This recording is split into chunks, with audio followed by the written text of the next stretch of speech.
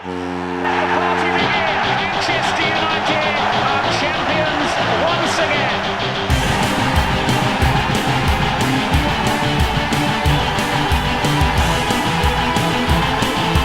Champions once again.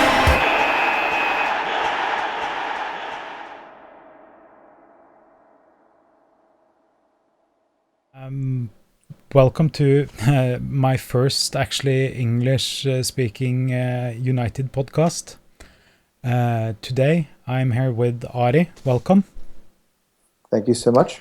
You are the CEO of Nimber and hardcore Manchester United supporter. Not in that order, but In some order. yes. We are to talk about our thoughts about the shitty game, or City as some people call them. What are your first thoughts on the game? On the game against City. Yeah. I think the first thing that comes to mind is another setback. Yeah. In the grand scheme of things, obviously, high expectations.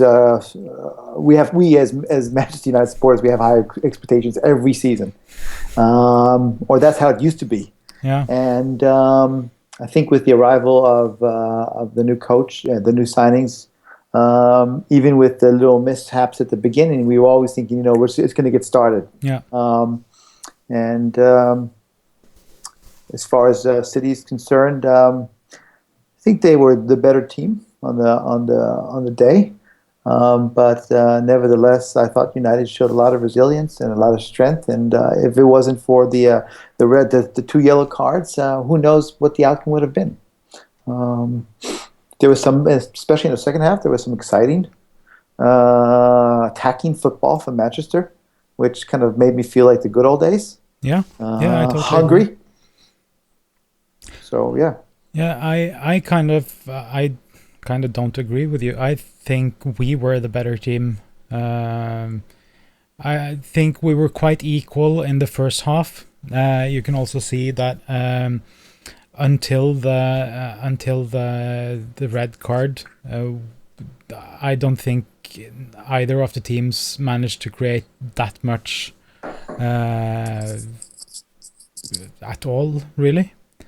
But when we went down to 10 men, you can really see that they kind of buckled up and realized that they had to do something because oh my God, I think, and this is something I thought I'd never say. I think Fellaini is my man of match, and I don't even know how to pronounce those words strung together, because I was one of his biggest critics last year. But the point you said about every season being optimistic, I have that every game. I think, maybe we could actually win this like 4 or 5 goals. Because Van Persie, I'm betting he will actually manage to score a hat trick this game. Yeah, that sounds like something that would happen, and unfortunately, some of the times I actually bet on that. So. And that's not been very lucrative until now, at least. Statistically speaking, I can't argue with you. No, but actually, a couple of years ago, I had this betting system that where you bet half your stack on United to win at home, and then you do that for a whole season. United to win at home. You bet half your stack every time, and I went back, I think, like 10 seasons, and until a couple of years ago, you would have earned quite a good chunk of money doing that. Well, Helga, you mentioned a few things here that. Yeah. First about the game, I want to just get back to what you said. Yeah, I was arguing after the game that United was the better team, and the newspapers wrote what they wrote, and everybody had their opinion. I never looked at the stats to see who had more shots on goal. I didn't go to that point. I wasn't upset at the game because I thought United played well. So it wasn't like I kind of cut the game off and shut the game off and went to be miserable somewhere. I was actually quite optimistic, but of course sad. But what you said about the fact, you said Fellaini, fantastic in the last 2 games. He has come alive. I didn't expect that. I would have lost money if I would have bet that guy was. I was betting that we couldn't find a home for him. I think we still have him only because he was injured during the transfer window. But he came back, and what he showed is he had presence. He went after the ball. He committed fouls and got away with them, so to speak, if you know what I mean. Yeah. He was awesome. He was definitely man of the match, arguably for United side. De Gea, he's come of age, so I could talk about him a lot because he was the one that everybody was not sure in the first few seasons, and before you know it, the guy's 24 years old now, and he's coming of age. Yeah. Real may want him, which is always dangerous. Yes. But what you said about the hope of the game, and that is a true United character. This is something that we've been so what's the word? Spoiled. Yes. That it's something that I dislike in general, which is called entitlement. It's almost like we're entitled to the win. It's a question of how many goals. Yeah. Yes. So I still have that, and I still have that feeling before every game. This is the game where United is going to score 6 goals in the first half, and another 3, and everybody's going to say they're back. And it's not working out too well, but I still have that childlike feeling. Yeah. Yeah, but one of the things, I'm a stat whore. I really like stats. So I use the Opta stats. I go to 442. I go to Squawker, one of those sites. I try to get into the stats, and the thing I said that it felt a lot better is, for instance, if you see attacking, you have take-ons, like players trying to get forward, trying to get past their players. Manchester City had 20 tries and managed to do like half of them, and we had 25. That's quite a bit more. 15 successful ones, and we were trying all over the pitch, not only like it has been with Rafael and Valencia on the right hand side, and you run as fast as you can down to the end of the line and just whip it in and shoot it far away from all United players. So it's fun to see that we try more, but also crosses. We had 15 crossing attempts, and only 3 of them actually met someone at all, and that was City players. We had out of 15 crossing attempts, none of them hit a United player, which is abysmal. Yeah, well, gosh, once again, you bring so many different issues and points that I want to grab all of them. And this is, people say is when you deal with something you love and it's not work, it's pleasure, and that's exactly how I feel. This conversation could last hours before we're even done. Yeah. Let's summarize this about United. United is gotten that kind of maybe it's getting closer to getting that fear factor back. The the opponents are scared of United, of the attacking, and one of the commentaries I heard after the City game is that United they showed resilience, they played well, and a top 4 finish is something that seems right for a team of this quality. But we are getting into a danger zone now, because if you take a look at like the last 5 seasons, the amount of points you would need to get into the top 4, it's been something like 75 points or something like that. And we are getting to a point now where that is looking to get difficult.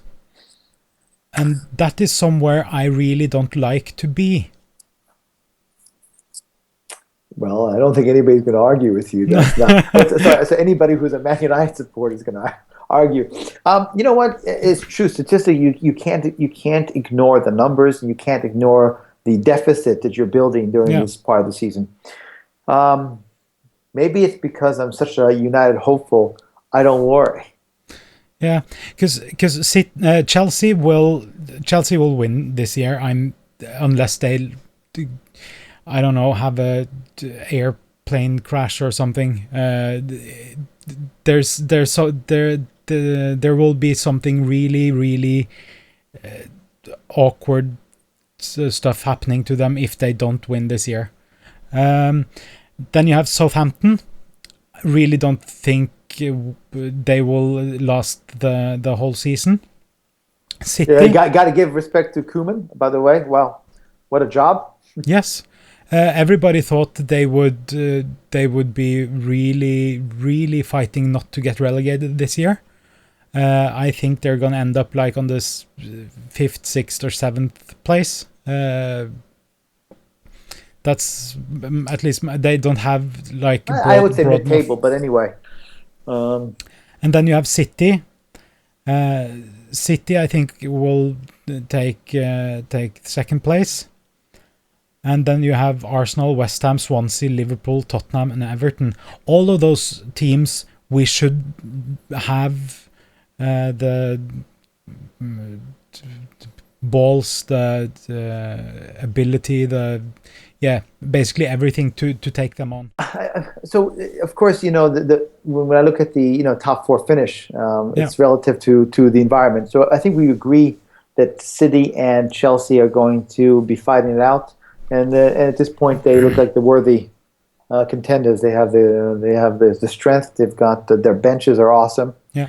Sometimes when I see the bench of the City and Chelsea, I'm like, really? But when it comes to 3rd and 4th place, what this season, unlike last season, has is that you don't have consistency at all. No. If you look at Liverpool, look at the Arsenal, look at Tottenham, the usual contenders that are going to fight it out. Everton is always sniffing around in 6th or 7th place, so to speak. So the question is, who is the prettiest of them all? I don't think that Southampton's got legs, as we just discussed, and I think who's else up there? West Ham. Yeah, West Ham. They don't have the depth, I would say, to keep up. So the question is, from all the ones that I mentioned, including West Ham, including Southampton, who do you think is going to be able to grab it? And I think United has as good a chance of anybody else. In fact, I think a better chance given their attacking power. Yeah, attacking power and our trainer coach. Giggsy? Yeah, no, trainer coach. Van Gaal. He always says me as a trainer coach, and also he also says Fellaini. But I think maybe Fellaini is Fellaini's actually football playing twin brother. So maybe we have lost the Fellaini of last year and gotten a new player called Fellaini. So you know what, I'm so happy with having someone like Van Gaal in the team for 2 reasons. A, because he's got the stature that could really make a difference, and the second one is that he's the only person I know who has a nose that is more attractive than mine, and so I'm thinking we got to keep this guy around. In fact, I want a DNA test because there's something too close here. But what do you think about Crystal Palace now on Saturday then? Well, first I think I don't admit this, but the first thing that comes to mind is like, oh God, these are the teams that United seems to struggle against. I'm kind of more confident when we play one of the top teams. Arsenal, I always feel good about Arsenal. Yeah. Tottenham, Everton, I feel strong. It's the Burnleys of this world that scare me. In fact, everything scares me these days when it comes to United, but specifically that. So if United, I think United should win, but I think of that of every game. So that's a full disclaimer. I would love to see United play very well and get a result. Yeah. I would love to see just that everything come together. That's what I'm hoping is going to happen. And if I had to call it right now, I'm going to go high, and I'm going to call it 4-1. Yeah. Statistically, not going to happen, but 4-1. Well, let's think of it this way. First of all, Manchester United, we got, actually, even if we lost our last game, we gained in confidence, because even if they lost, they fought bravely and they could held their heads up high, because they gained confidence during that game. Also, our attacking force, they have not been doing what they need to be doing this year. We have a big deficit on goals, and the only reason why our attacking force has not gotten like the piss taken out of them as they really deserve is because our defense is made of crackers that break really easily at this time, or some of our players are obviously made of something really breakable. And what happened to Vidic? Is he still with us? Yeah, but have you seen how he plays these days? I do not miss him when I see how he plays these days. Well, where is he? Is he playing in Italy right now? No, he's playing in Italy. Yeah, Inter Milan, I think. It's like everything. The formation of defense. I don't even know what the problem is yet. In general, because sometimes everything comes together, and the defense has to, especially in football, has to work. I wonder, if I asked you, who's the leader of our defense? And let me ask you a question right now: who is the man who's running our defense? Who's the man? Vidic used to be that man. Yeah, and of course, and before that you had Jaap Stam. Yep. You had Gary Pallister, Steve Bruce. Yeah, and also, and Vidic was not available. We also had God, I just forgot his name. Rio Ferdinand. Yeah, sorry, Rio. Rio. Or Evra, for that sake. And of course, you had characters there that had that maturity, and Gary, he was a guy to run around and yell at everybody, and maybe it's a combination of a lot of things. Our goalie's coming of age, so do we have that Van der Sar, or do we have that controlling that? Do we have that in place right now? He's a great goalie, but is he the man? Yeah, I hoped that Evans was going to be that guy, but when you see all the faults he makes in defense, and that it seems he can't be able to play more than 120 minutes straight until he gets an injury. Like he can't go 3 games in a row. That's a big problem.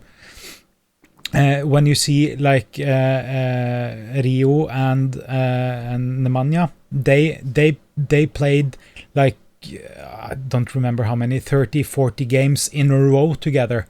They were with Van der Sar, they were the fucking rock that we built this ship on, and now we have.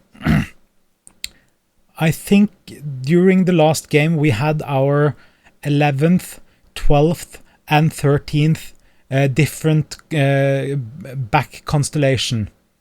When you in how many games? 11 games have 13 different constellations in the back.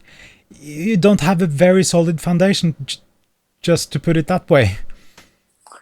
No, no, you don't. But I don't think I have to add anything to that. No. I think you just said it. Yeah, I look at all the defenders, and that's why I was making the point. They all look quality. None of them is a player that I dislike. I don't even know Blackett that well, and I'm like, I find the positives, but I'm not sure if there's a leader. I'm not sure if there's that. Even a Laurent Blanc statue. Someone who's been around. Yeah. Well, I see people talk about Vlad in the January window, just because he's older and from he's Dutch, and he didn't make that many mistakes during the World Cup, so I'm guessing he's Dutch, so he knows Van Gaal, and that's the reasoning why we were interested. I'm one of Blackett's biggest supporters. I think he has done quite well. I also like McNair, but they're way too young to have any sort of responsibility in the back. Really, they should have like this experienced, like you talk about Laurent Blanc, or something like that, playing next to them. But if we take a look at Crystal Palace now, they are not going to be able to use Zaha, as is on loan from us. Jedinak, their midfielder, got a red card last game, so they're not going to be able to use him either. And they have not won anything for the last 4 games. They are on a downward curve in. Neither is United, if I recall correctly. Yeah, you might be right, but we. I'm not a hater, by the way. I'm a massive supporter. I'm keeping it real, brother. which is very, very useful. We have. We won 3 games ago against Everton. Okay, fair enough. So we have done a bit better. But and also the Chelsea result, where we got like the late scorer, and that we managed to fight for the last minutes of the City game, is kind of upwards trajectory. Yeah, that word. So I'm thinking that. I'm hoping that, as I said before, the only reason our attack haven't gotten the piss taken out of them is because our defense have been worse. So I hope that they really like get this do or die kind of thing, and that we end up with like. I think we are going to let in at least 1 goal, most likely 2. So I'm guessing Crystal Palace will have 2, but I hope we will have 5. Well, 4-1, 5-2. I think we're in the same ratios here. Yeah. Well, actually, not ratios, at least goal difference. Yeah. God, for me, I'm just assuming it's in the game has been decided. The question is, how much pain are we going to give them? But that's just a normal Manchester United game that I consider. If I get a bit sober, I realize that as your betting technique has proven, that the reality and perception that I may have is somewhat different. Yeah. But I'm curious to know your opinion about something. That is, yeah, shoot. So I'm just gonna throw it out there. Of course, I think our most dangerous player, Di Maria, right now. I'm trying to figure out how we bring him alive, how we give him the space, how do we create, because he is such a versatile player. He can get that ball into Van Persie. Let's talk about what's going to make a difference. I'm not sure if Falcao is he going to be back or not, which is he hasn't proven much until now, but still he's a great quality player.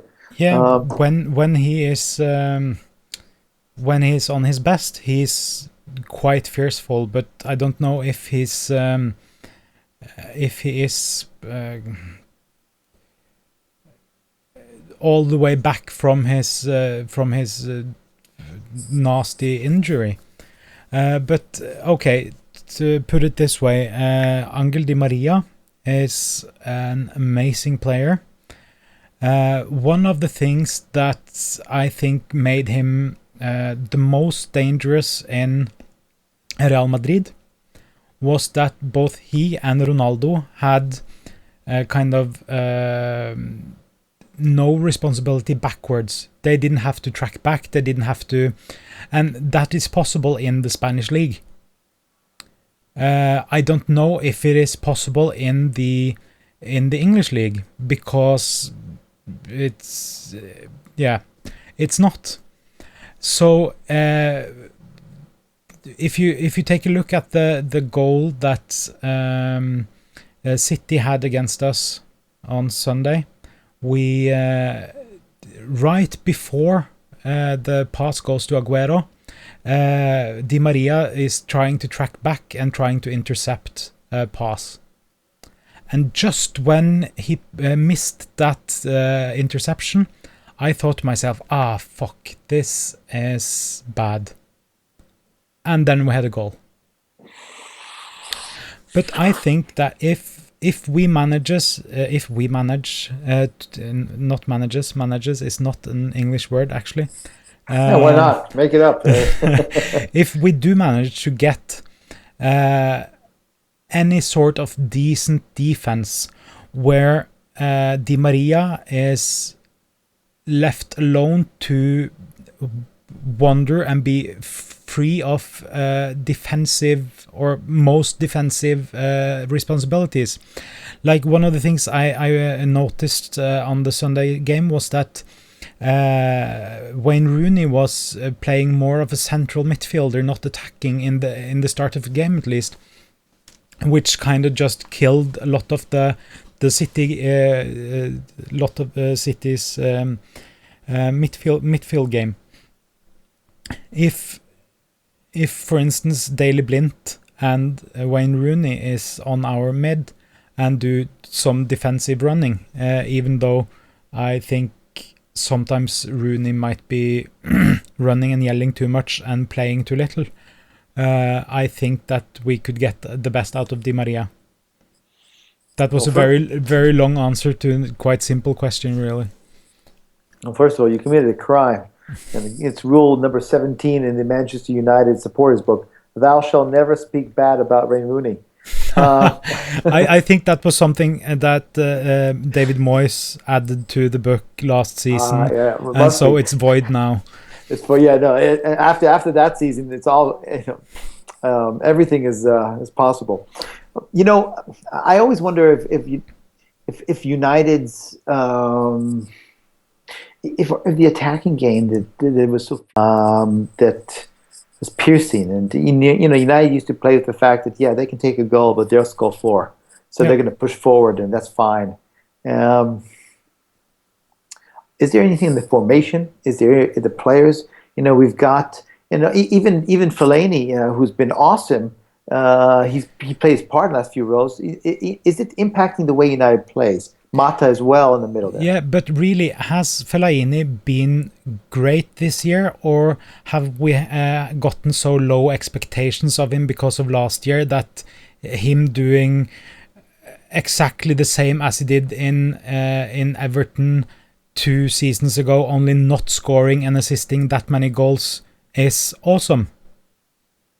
Sure, I mean, if you're on a deserted island and there's only one... Point. I don't have to go there, but the point is that if there's only one pineapple, you're gonna enjoy it.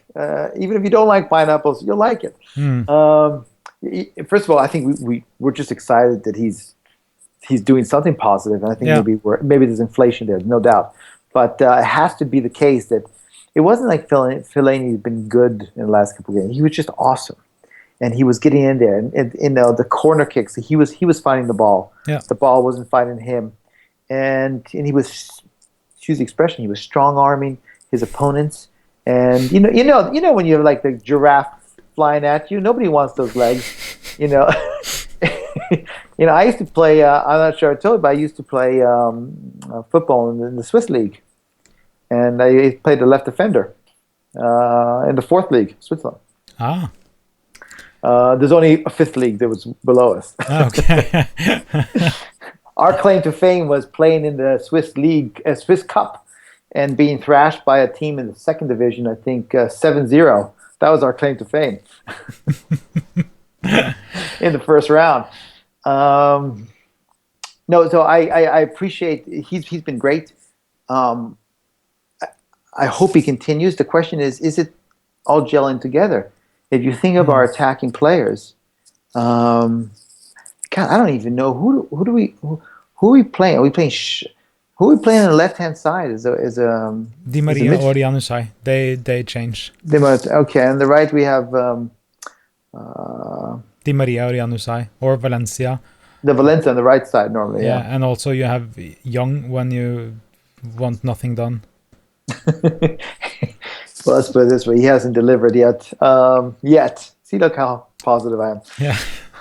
Well, I don't think he has delivered since the 8-1 victory against Arsenal 3 seasons ago. Yeah. And The then fact that I don't even remember says it Yeah. all. 8-1. It was quite a good game, but I'm of the thought that if you have to wait 3 years for a player to deliver, he's not delivering consistent enough that it's worth keeping him. No, but for me, there's always a question of what kind of second string or what kind of backups you can't have all Di Marias unless you're Real Madrid. You can't have 4 or 5 Di Marias on the. And obviously they couldn't even have one. So there we go. But you know what? Let's just summarize about the Crystal Palace. Number one, United can't afford to drop any more points if it wants to have a serious bid. You can only make so much up in the second half of the season after Christmas. Crystal Palace is, on paper, United are the better team. United have been playing quite well, even though they didn't eke out a result. But with 10 men, one has to say chapeau. I think we're going to win. I think we're going to do well. I would like to see Van Persie scoring. He needs to. He was showing a bit more excitement the last game around. Yeah. I was happy with his performance. I thought he was involved. And I would like to see a clean sheet. I think that's important. Yeah, I didn't call it. I still don't think we're going to get it, unless this might be a long shot. But I hope that we will play Blackett and McNair in the middle of defense. It could be devastating for us, but if they since Phil Jones, Johnny Evans are out with injuries and Chris Smalling is suspended, I hope that they can get some confidence. And also Marcos Rojo, he had dislocated shoulder, so he should be okay. Yeah, but the thing is, if you dislocate your shoulder in the wrong way, you can be out for months. But as he has said on Twitter or Instagram or something like that, it looks like it is not that serious. Hopefully it's not, because I think he has started to step up to be that leader that we need in the back. But he needs to get a bit older and wiser in when he decides to kind of react. I think we're all happy with on the right hand side with Fabio, his brother, Rafael. Yeah. What happened to Fabio? He doesn't play for us Fabio anymore. is sold to Cardiff. Yeah. And Rafael is he was injured during training on Thursday, So he's out, and we don't know how long. So most likely they will go with Valencia on the right-hand side. Yeah. I have a question for you. Yeah. In regards to, have you noticed something? And I'm not sure if this is Van Gaal. This is Moyes' legacy, um, or it's me being overcritical. I've noticed Manchester passing the ball back too much. Yeah. Have you noticed that as well? Yeah. Is it Van Gaal? No, that started. I think the last or next to last or last season of Alex Ferguson. Then that was quite a good season for Michael Carrick, and but he and Tom Cleverley on the mid, they mostly did the backwards passing, and also the if you see Valencia, it was around when Ferguson quit that he started to be afraid for going past people and just turning around and putting the ball back instead. That frustrates me a lot. Yeah. It frustrates me a lot when I see it, and when I see them. Maybe it's kind of like the one touch. You hit it back and you move the ball around. I don't know if they're trying to spread the midfield, stretch the opponent. But whatever it is, I don't mind it when you're tight on the player. Of course not. That's the right thing to do. But some of these times, it's like I'm like turn.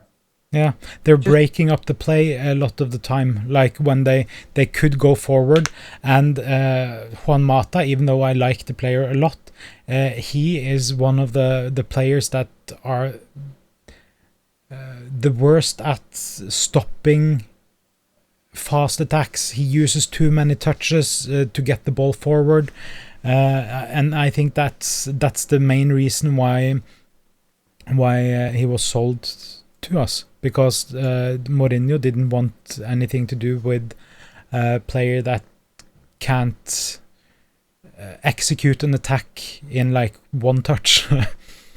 Yeah, and I think people, players like Rooney and Di Maria, they get that. They are able to put those through balls in and do it in a precision way too, which is what makes them so wonderful.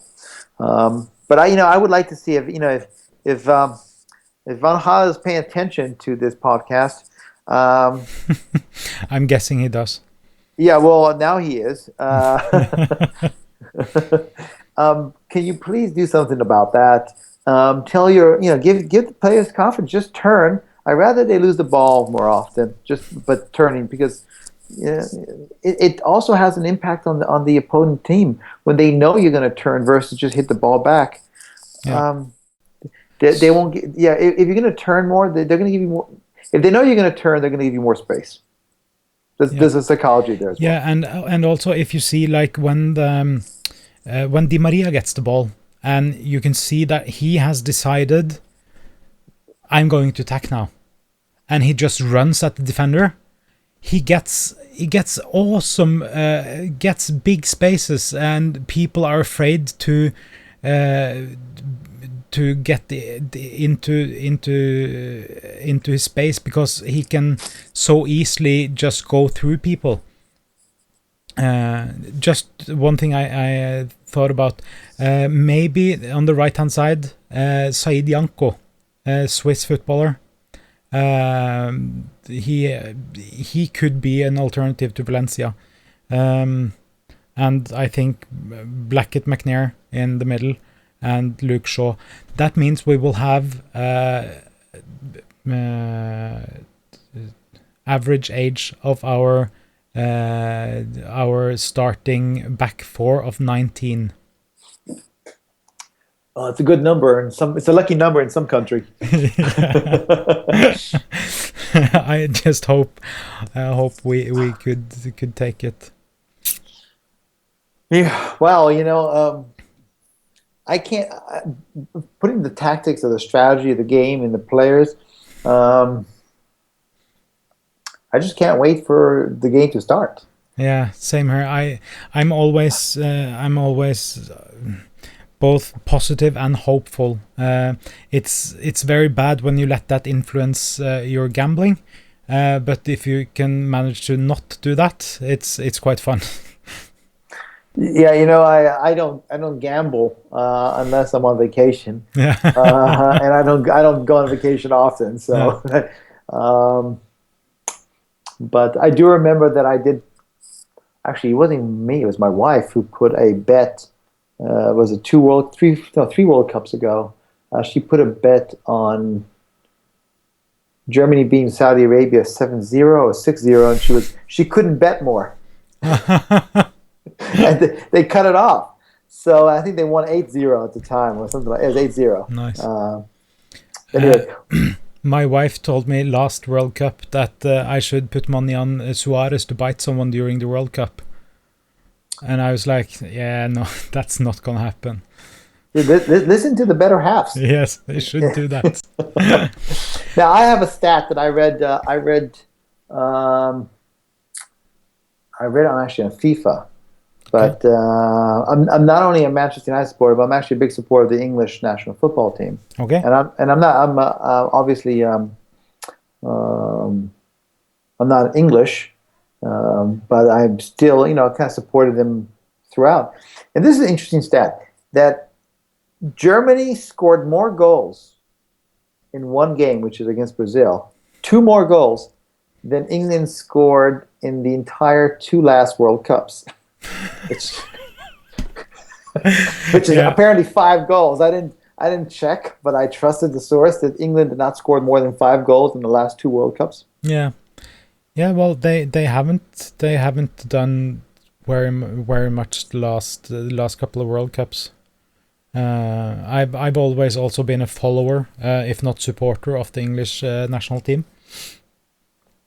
Since following the Norwegian national team is like following the team right across the street from me, like some 7th division. Yeah. Don't get me started. Yeah, no, seriously, we can't even talk about that. I cry. So much. No. This is a happy podcast. Yeah, it's a happy pod. Okay, I'm guessing 5-2 victory to United, and you are putting your money on 4-1. Yeah, I think let's lock that in. Yeah, Van Gaal, get the people playing, get the players attack more. It's not important if you lose the ball, just score loads of goals. You heard it here first. Thank you so much. I'm just going to do that. Well, amen. Ari, thank you so much for joining me on the pod. I'm very much looking forward to the game, and hopefully it will have a happy outcome for us. Yeah, and Helge, thank you so much for doing your first podcast regarding Manchester United, or I'm not sure at all, in English. It's appreciated, and my apologies to all your listeners out there who are going to have to hear me. I think they will manage. Okay, so anyways. Let the party begin. Manchester United are champions once again.